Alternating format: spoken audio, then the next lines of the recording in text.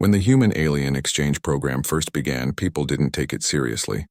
News channels laughed about it, late-night comedians made jokes, and students whispered rumors about sharing a dorm with slimy tentacle creatures. But for one young human student, the program became very real the day the university sent him an email with his roommate's name. Her name was Sail. At first, he thought it sounded almost like sail, like a ship's sail catching the wind. It felt strange to imagine calling out to someone who wasn't even human. The email had included a short description. Female second-year exchange scholar from Tariz, studying linguistics and human culture. No photo, no instructions, just a date to move in. He remembered staring at the screen for a long time, wondering if this was a mistake, or if the future had really arrived so quickly. The first day of move-in was chaos. The halls were filled with boxes, laughter, nervous chatter, and the sound of students dragging suitcases across the floor. He had already claimed his side of the small dorm room, posters, books, a cheap desk lamp. When the door opened, he looked up and time seemed to pause.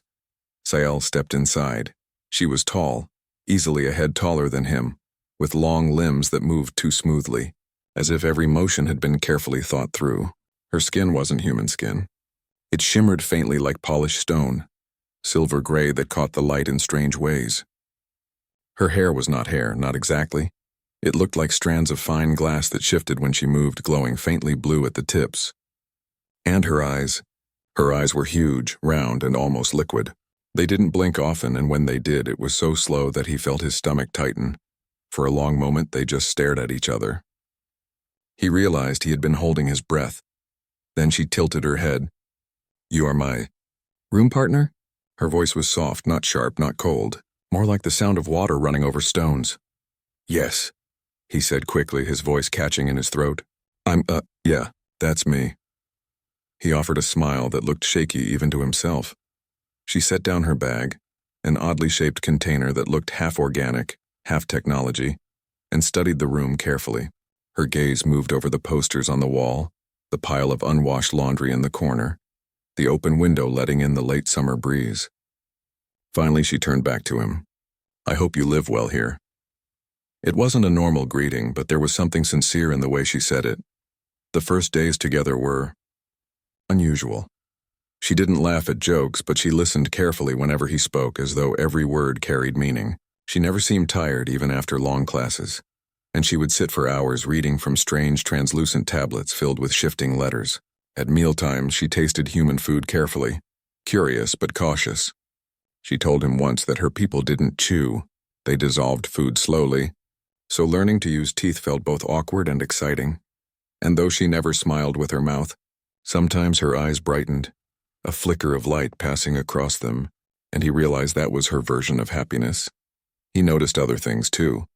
She arranged her belongings with obsessive neatness, lining up each object with mathematical precision. She always checked the locks on the window twice before sleeping, and every evening before turning off the lights, she would pause, close her eyes, and make a soft humming sound, low and steady, like a lullaby without words. At first, he found her presence intimidating, even unsettling. She wasn't cruel or unkind, but she was different in ways that felt impossible to bridge. He worried about saying the wrong thing, about offending her without knowing why. But slowly, day by day, he began to sense a gentleness beneath her alien habits. She wasn't here to frighten him. She was here to learn and maybe to protect. He didn't understand it yet, but there were moments, tiny ones, that gave him pause. The way she would glance at him if he coughed. The way she sometimes tilted her head while he was dozing at his desk, as though checking something invisible. At night, when the room went quiet, he sometimes felt her gaze linger longer than most people would. It was strange, but he brushed it off. After all, living with an alien meant dealing with unusual behavior. That was part of the deal. That was part of the program, but deep inside something unsettled stirred. A quiet question that would soon grow louder and darker. Why did his alien roommate watch him so closely? And why sometimes did he wake up in the middle of the night and find her standing silently at his bedside? The first time he woke in the middle of the night, it was because of a sound, soft, almost nothing, like fabric brushing against the air. His eyes opened slowly, still heavy with sleep. For a moment, he didn't understand what he was seeing. Sale was standing right beside his bed. Her tall frame cast a long shadow in the faint glow of the streetlight outside. Her silver-gray skin reflected the dim light, and her wide eyes seemed even larger in the dark. She didn't speak. She didn't move. She just stood there, gazing down at him as he lay frozen beneath the blanket. His heart jumped so violently that he thought she must hear it. His breath caught in his throat. The human part of his brain screamed, "Danger, predator, run," but another part whispered, "No. She hasn't touched you. She hasn't hurt you." Still, the fear was sharp, cold, and alive. He managed to whisper, "Sale." His voice cracked in the silence. Her head tilted slightly as though the word had stirred her from some deep thought. She blinked, slow, deliberate, and without a sound turned away. She crossed the small room, climbed into her own bed, and lay down. Within minutes, her breathing was steady, calm. He stayed awake for hours, staring at the ceiling, waiting for his pulse to calm down. The next morning, he convinced himself it was nothing. Maybe she had sleepwalked. Maybe she had been confused. Aliens probably had different sleeping patterns. He tried to laugh at himself, but the nervous energy stayed with him all day. That night, he locked the door. And yet, sometime after midnight, he thought he heard something, a faint scratching at the wood. A shift in the air. He buried his face in the pillow, told himself he was imagining things, and tried to fall back asleep. But when the sun rose and he finally unlocked the door, Sale was sitting at her desk, awake, watching him with that quiet, unreadable gaze. She said nothing. It happened again, and again. Some nights he would open his eyes and see her shape right above him, motionless, staring. Other nights he only felt her presence, like invisible weight pressing down on his chest, forcing him awake. Always silent, always still, it began to eat at him. He stopped sleeping deeply. He grew tired in his classes, his notes messy, his hand shaking when he wrote. Coffee couldn't fix it. His friends noticed the dark circles under his eyes. "Man, you look like death," one friend joked. He tried to smile, but it broke halfway. "Yeah, well, try sleeping with a roommate who stares at you like a horror movie extra." "Wait, seriously?" His friend leaned in, laughing. "She just watches you." "Dude, report her. That's not normal." He wanted to agree. He wanted to complain to the dorm manager, to demand a new roommate. But every time he thought about it, something stopped him. Because Sale never threatened him, never raised her voice, never even touched him. She wasn't cruel, she wasn't angry, she was just there, watching. It made no sense. One night, his fear cracked. He woke to find her shadow over him again, and this time he couldn't hold the words back. "Why?" His voice was sharp, trembling. "Why are you doing this?" Sale didn't answer. For a long time, the only sound was the faint hum of the air system. Then she slowly stepped back and returned to her bed without a single word. He lay awake until morning, his chest tight with anger and confusion. He wanted to believe she meant no harm, but the truth was simple. Humans didn't stand over each other like that. It was wrong. It was unnatural. He began avoiding her during the day, giving short answers to her quiet questions, leaving the room whenever he could. But still, at night, he couldn't escape her silent vigil. The exhaustion built until it felt unbearable. He imagined telling the dorm manager, demanding a transfer, maybe even leaving the exchange program altogether. He thought about home, about the comfort of a door that only he controlled, and yet, every time he looked into her strange, shining eyes, there was no cruelty there, no hunger, only something unreadable, something he couldn't name. He didn't know it yet. But the answer to his question, the reason she watched him so closely, would break his fear and replace it with something far more powerful. But for now, in those long nights of shadows and silence, he only felt one thing. Why was his alien roommate standing over him at night?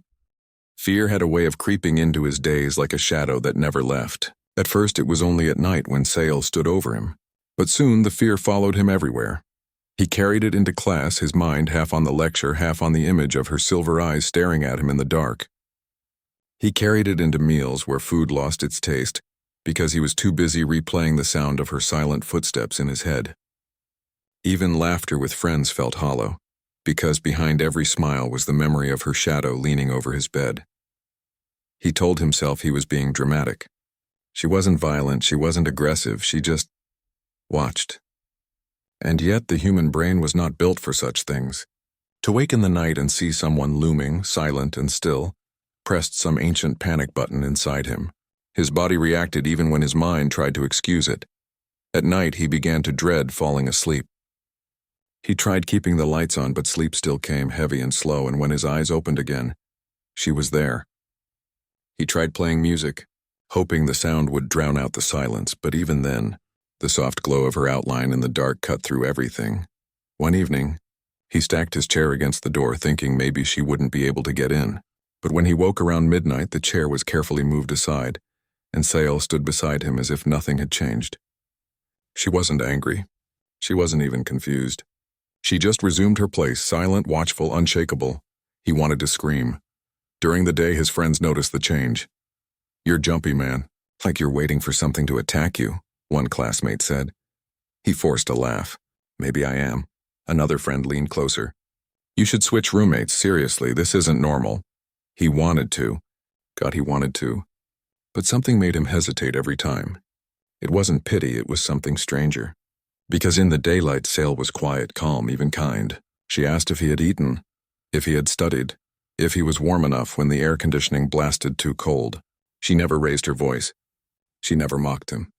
She seemed gentle, and that was what twisted the knife deeper. How could someone so careful, so almost tender, become so terrifying in the middle of the night? The fear began to change him. He stopped trusting the dark. Even walking across campus in the evening made his heart beat too fast. When a branch creaked in the wind, he flinched. When a door opened suddenly, he jolted like he'd been struck. His body was always on edge, like an animal waiting for a predator. And when he finally looked in the mirror, he hardly recognized himself. Pale skin, tired eyes, shoulders hunched as though expecting a blow. It wasn't sustainable. Something had to break. One night, as he lay awake pretending to sleep, he heard her rise from her bed. The sound was soft, but by now his ears were trained for it. The floor creaked lightly under her weight. He felt her presence before he saw it. The air shifted. The silence deepened, slowly, carefully. He opened his eyes. There she was, right above him. Her large silver eyes reflecting the faint glow of the street lamp. She wasn't blinking. She wasn't moving. Just standing there, her face unreadable. The fear surged so suddenly that his throat burned. He couldn't hold it in this time. Why? His voice came out cracked, desperate. His fists clenched in the blanket. "Why do you keep doing this? What do you want from me?" Sale didn't flinch. She didn't even look surprised. For a moment, she simply stared, as if weighing whether he was ready for the truth. Then, without a word, she turned and walked back to her bed. She lay down and closed her eyes, leaving him shaking and speechless. It was the final straw. His chest ached with exhaustion. His mind swirled with anger and dread. He could not live like this, locked between terror at night and confusion during the day. Tomorrow, he promised himself. Tomorrow he would confront her fully. No half questions, no whispered pleas. He would demand an answer. He would force her to tell him why she haunted his nights. Because if she didn't, he was sure he would break. He lay awake until dawn, trembling with both fear and determination. For the first time, the thought crossed his mind. Maybe Sale didn't just watch him. Maybe she was waiting for something. And the scariest part wasn't that she stood over him. It was that he didn't yet know what she was waiting for. The breaking point came on a night, heavy with silence. The dorm was dark, the air still, and yet his heart was already racing before his eyes opened. He knew she was there. He didn't even need to look. The weight of her presence pressed against him like cold air. Slowly, with his pulse hammering in his ears, he turned his head. Sale stood right beside his bed, motionless. Her tall frame blocked out the faint glow of the streetlight. Her strange silver eyes were locked on his face, unblinking, steady, unreadable. Something snapped inside him. Weeks of sleepless nights, of whispered questions left unanswered, of fear piling up like stones on his chest. He couldn't carry it anymore. He sat up suddenly, his voice breaking in the quiet. "Why?" The word came out louder than he expected, trembling with anger and exhaustion. "Why do you keep standing over me? What do you want from me?" For the first time, Sale didn't move away.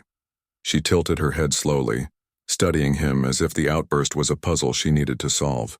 Her face wasn't cruel, wasn't mocking.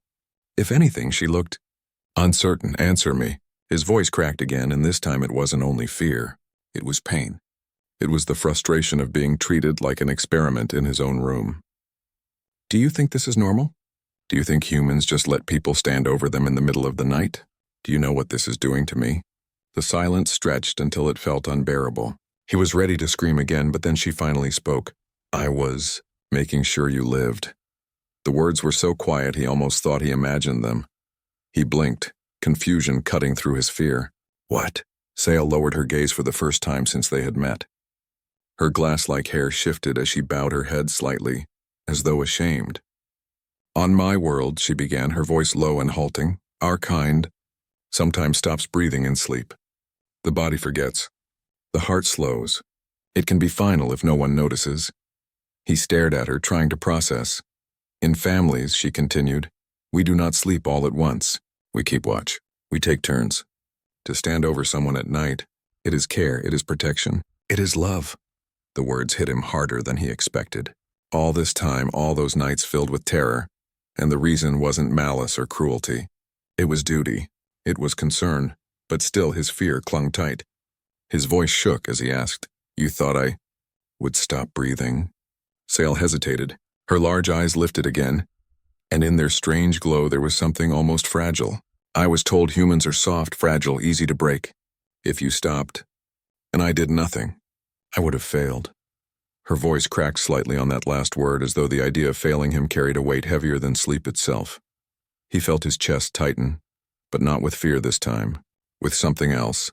Guilt, confusion, and an ache he couldn't name. All those nights he thought she was haunting him like a specter, and instead she had been guarding him, watching over him in the only way her culture understood. What to him was nightmare, to her was comfort. Still, he couldn't shake the memory of his pounding heart, of nights without rest. Sale, he whispered, softer now. You scared me. You really scared me. Her head tilted again, and for the first time he saw something flicker in her eyes. Something like sorrow. I did not want that. I only wanted you safe. The room fell quiet again, but this time the silence wasn't sharp with terror. It was heavy, yes, but it carried the weight of truth, of understanding beginning to bloom where fear had lived for weeks.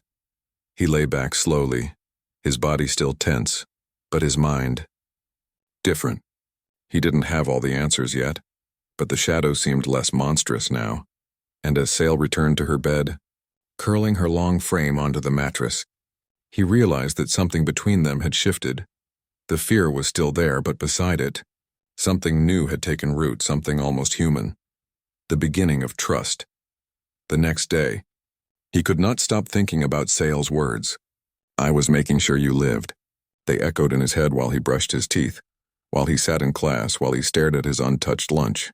He wanted to dismiss it as strange alien logic, but something in her voice the night before had been so real, so raw, that he couldn't shake it. When he returned to the dorm that evening, Sale was sitting at her desk, bent over one of her glowing tablets. The soft blue light reflected on her silver skin, making her look like a statue carved from moonlight. For a moment he stood at the door, watching her, unsure how to begin. Finally he cleared his throat. Sale, can we talk? She looked up, her wide eyes calm but alert. Yes. He sat on his bed, leaning forward, his hands clasped tightly together.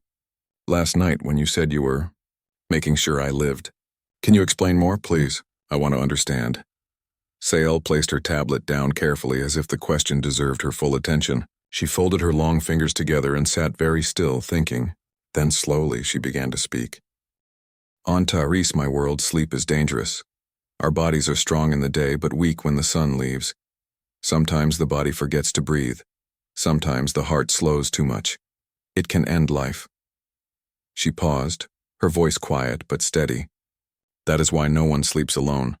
Families, villages, we take turns watching, we stay close, listening, counting the breaths of those we love. If they falter, we wake them, we save them. Her words painted a picture in his mind. Alien homes, lit by soft glow, parents standing guard by children, siblings watching each other's chests rise and fall. A whole culture where night meant vigilance, not rest. It is not strange to us, Sal continued. It is care. It is love. To stand over someone in the dark means you are precious. I will not let the night take you.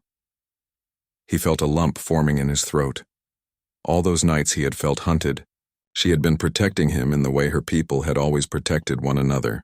What he had seen as a nightmare she had offered as a gift. But humans don't stop breathing in their sleep, he said softly. Not like that. We don't need to be watched. Sale lowered her gaze. I did not know how much of what I was told was true. When I was chosen for this exchange, the teacher said, humans are soft, humans break easily, be careful with them. She hesitated, her voice almost trembling now. I thought, if I did not guard you, I might lose you. And then I would fail you. I would fail my duty. The way she said it. It wasn't just duty to a program or a teacher. It was something deeper, something personal. He rubbed his tired eyes, unsure whether to laugh or cry. Sale, you didn't fail me. You scared me, yes. More than you know. But now that I understand, he trailed off, unsure how to finish. Sale studied him closely, her large eyes shimmering faintly. You are not afraid anymore? He hesitated. The truth was complicated. Part of him was still uneasy, still carrying the memory of waking up to her looming presence. But another part of him, a bigger part now, felt something different, something warmer. I think, he said slowly. I was afraid because I didn't know why. But now, I'm starting to see. You weren't trying to hurt me. You were trying to protect me, and that means something. For the first time since they met, her face shifted in a way he almost recognized as relief. Not quite a smile, but softer, gentler. That night, when the lights went out, he didn't feel the same crushing dread as before. When he opened his eyes and saw her near his bed again, he didn't scream. He didn't panic. Instead, he took a slow breath and whispered, It's okay, Sale. I know why now. She didn't move closer, but her glowing eyes softened in the dark. She hummed low, that strange lullaby sound he had heard before, and for the first time in weeks his eyelids grew heavy in peace instead of fear. As sleep finally claimed him, he realized something. Sometimes love doesn't look like what you expect. Sometimes it doesn't look like smiles or words or gifts. Sometimes it looks like someone standing guard in the night, refusing to let you slip away. And though he hadn't said it aloud yet, deep down, he was grateful, truly grateful. The nights were different after that. Fear did not vanish overnight. It still lingered in small ways. Sometimes he would wake suddenly and find Sale sitting near his bed, her large silver eyes focused on the slow rhythm of his breathing, and his heart would jolt before his mind reminded him, She's not here to hurt you. She's here to keep you safe. But each night the panic grew smaller. Each night the weight on his chest became lighter. Where once there was only dread, now there was a strange kind of comfort. He began to notice things he had missed before. The way Sale hummed softly when she thought he was asleep, the low sound carrying like a lullaby. The way her hand sometimes hovered above his chest, not touching, but counting the rise and fall of his breath. The way her posture relaxed slightly whenever he stirred, as though relieved to see him move. These were not the habits of a monster. They were the habits of someone who cared in her own alien way. During the day, their relationship changed too. He found himself talking to her more, not just in short, polite words, but in real conversations. At breakfast, he asked about her classes, and she told him about the strange shapes of human words, how difficult it was for her people to say R and thief. He laughed for the first time in weeks, and she watched him carefully, her eyes brightening in the way he now understood meant she was pleased. In the evenings, she asked him questions about human life. Why people laughed at jokes, why they decorated their walls with posters, why humans ate food that made their mouths burn with spice. Her curiosity was endless, and instead of feeling drained by it, he began to enjoy explaining. The fear that had once filled the silence between them was slowly replaced with something new, companionship. One rainy night, as thunder rolled outside and rain hammered against the window, he found himself wide awake. He turned and saw Sale in her usual spot near his bed, her posture calm and steady. But this time, instead of pulling the blanket over his head, he whispered, "Do you ever sleep, Sale?" She tilted her head, the faint glow of her glass-like hair catching the streetlight. Yes, but not when I must guard. He frowned. But you've been guarding me every night since we moved in. Don't you get tired? She was quiet for a moment, then said softly, I do not mind. It feels right. Something in her tone struck him. He shifted closer to the edge of the bed, studying her. On your world? When you watch someone at night, is it always family? Her large eyes blinked slowly. Yes. Or someone you choose to protect. The room felt smaller then, the air warmer. His chest tightened with a feeling that wasn't fear. For the first time, he realized how much trust she had given him, a stranger from another planet. And in that moment he understood that in her culture she wasn't just his roommate. She had claimed him as someone worth guarding, worth caring for. He whispered, almost too quietly, Thank you. Her gaze softened, and she hummed that strange song again, lower and gentler than before. It was almost beautiful. Weeks passed, and the dorm no longer felt like a prison of shadows. It felt like a home. He studied better. He laughed with friends again. He even slept deeply some nights, knowing that if anything happened, though nothing ever did, Sail would be there. And something else changed too. He began to feel protective of her. When other students stared at her in the cafeteria, whispering about her strange skin or unblinking eyes, he found himself glaring back, daring them to say something. When one boy made a cruel joke about rooming with a space freak, he clenched his fist so tight his knuckles turned white. Sail didn't seem bothered, but he realized then that care went both ways.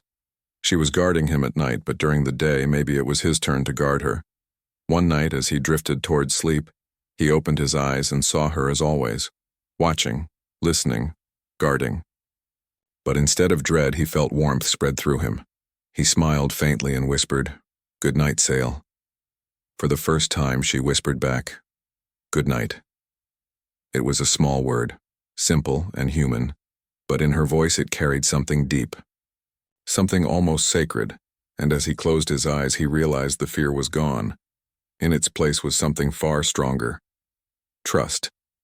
Time has a way of softening sharp edges. What once felt unbearable slowly became natural, even comforting. For him, nights no longer carried the weight of dread. Instead, they carried a quiet promise. He was not alone. Months passed in that small dorm room. The seasons changed outside. Hot summer nights gave way to crisp autumn air, then to the muffled silence of winter snow. Through it all, Sail kept her place at his side, watching in the dark, humming her strange lullabies, standing guard in the way her people always had. And he changed too.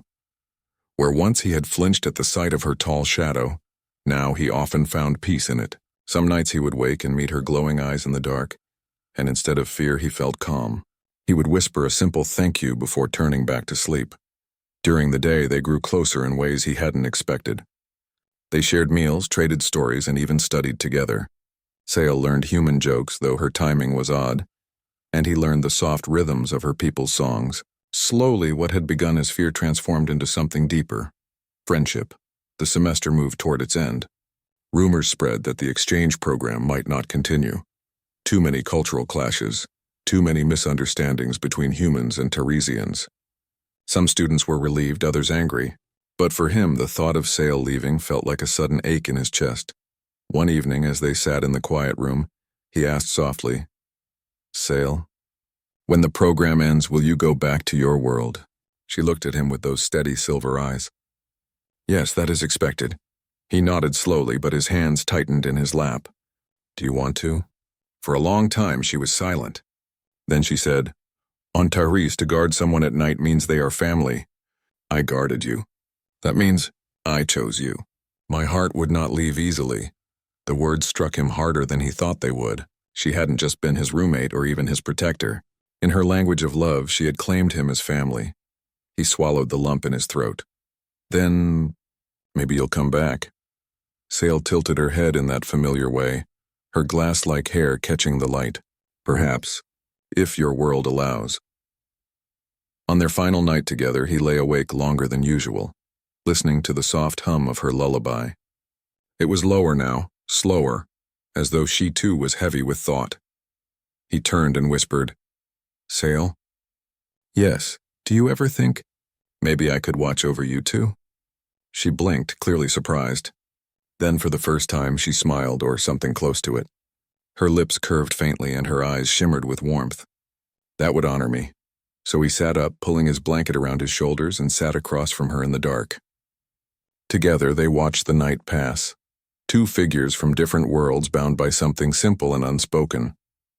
For him, it was the first time he understood what she had given him. Not fear, not strangeness, but love, in the only language she knew. Years later, when he looked back on those nights, he would still remember the fear. The pounding heart, the sleepless hours, the confusion of seeing her shadow looming in the dark. But stronger than all of that was the memory of what came after, the trust, the care, the bond that had grown between them. And whenever someone asked why he had never switched roommates, why he had let an alien stand over him at night, he always gave the same answer. Because sometimes love doesn't look the way you expect. Sometimes it isn't words or gifts or smiles. Sometimes it's just someone who refuses to leave your side in the dark. Someone who watches because they want you to keep breathing. For Sael, it had been duty. For him, it had become comfort, and for both of them, it had become family.